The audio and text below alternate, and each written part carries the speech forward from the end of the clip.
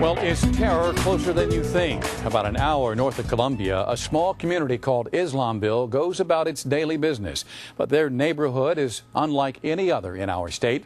They have no elected leaders. Instead, they answer to a man who lives in Pakistan, a man a law enforcement report says is a terrorist.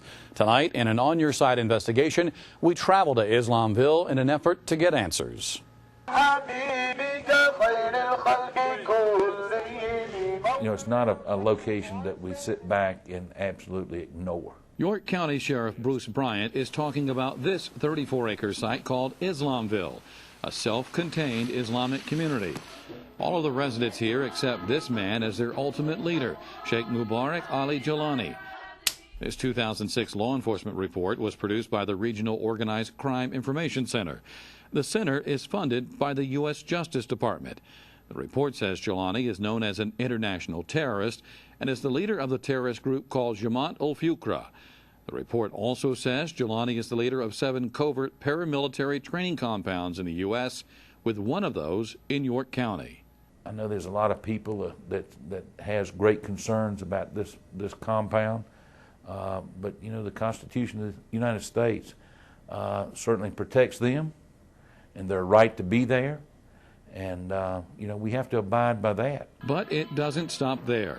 The classified report says Jilani has at least 28 other suspected communes in the U.S., all operating under the name Muslims of America.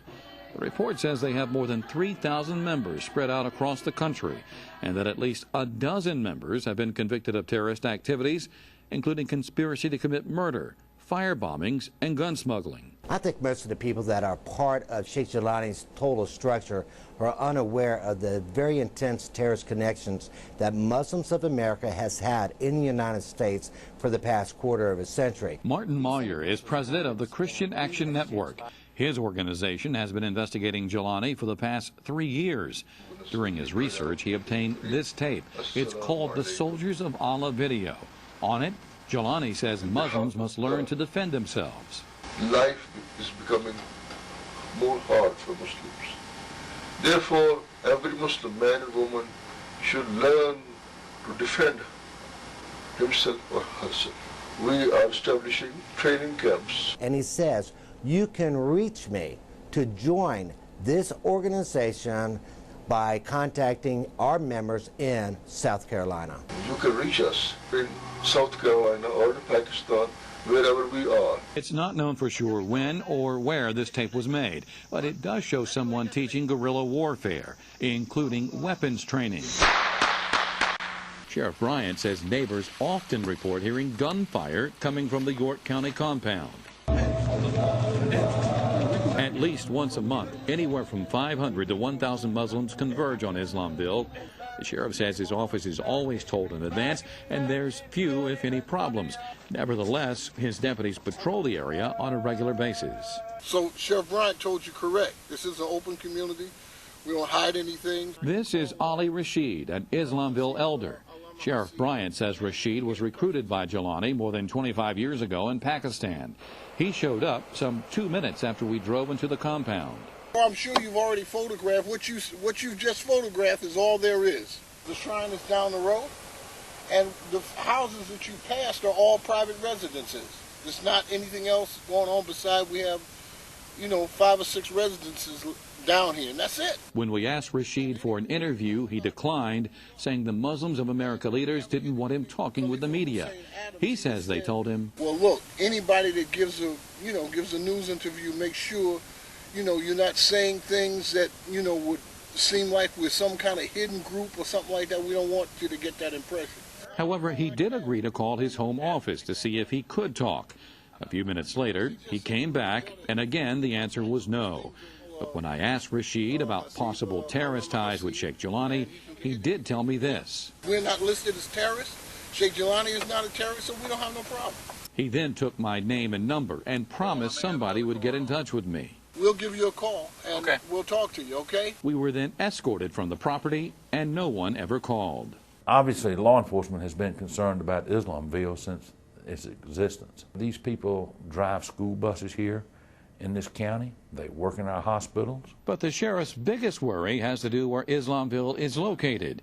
According to the 2006 law enforcement report, Jelani opened his compounds near significant infrastructure targets. Islamville is less than 5 miles away from the Catawba nuclear facility. Is that a concern? Absolutely. Those are the type things that the reason that we have these folks on our radar, and the reason that we try to keep up what's going on out there. 3 hours after leaving Islamville, we went back, this time, though, staying outside the compound. Within seconds, however, we were approached by Jelani followers with more on the way. How long have you lived here? Just all my life. Born and raised. Been out in the schools in New York. We live just like our neighbors live. We don't bother anyone. We're very friendly people. We go out and we work and we make an honest living, and we just believe in our beliefs. These people don't believe like I believe. And if it is true what the national media and what we hear about the Muslim beliefs and the jihadists and the terrorists and all that tend to do this country harm, I would be foolish to sit here and tell you it doesn't concern me. Absolutely, it concerns me. And, you know, I know there's people that would like to see us go out there and shut them down. You know, I've heard that. But somebody tell me how. Somebody tell me what right we have to do that.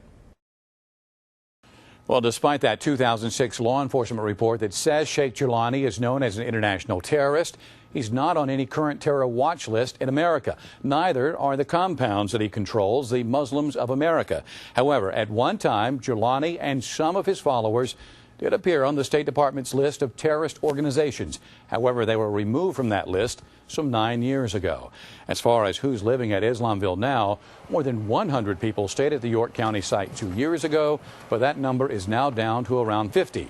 The FBI is very aware of Sheikh Jelani and the York County site, but they would not talk to us for our story. We did, however, contact the Islamic Center of Columbia about Sheikh Jelani and talk with an assistant there named Abdul Malik. They know all about Jelani but have nothing to do with him. Malik said they stay away from Jelani's teachings and beliefs. We want to know what you think tonight.